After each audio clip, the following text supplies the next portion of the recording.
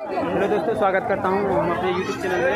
तो आज सावन का तीसरा सोमवारी है और महादेव की कृपा से हम अपना YouTube चैनल अच्छा खासा चल रहा है। तो आप लोग सपोर्ट कीजिए और भी बेहतर हो। तो हम आज आप सभी को सिंहेश्वर मंदिर का पूरा नज़ारा दिखाने वाले हैं। तो मेरे वीडियो में बने रहें और अंत तक बने रहें, देखिए।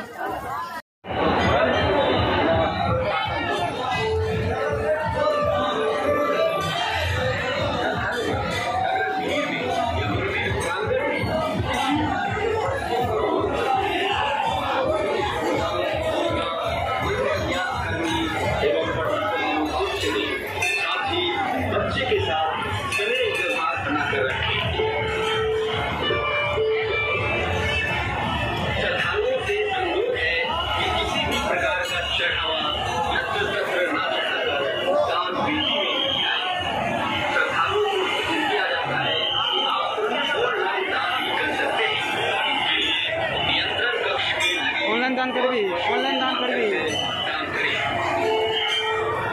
हम YouTube के लिए वीडियो बना रहे हैं।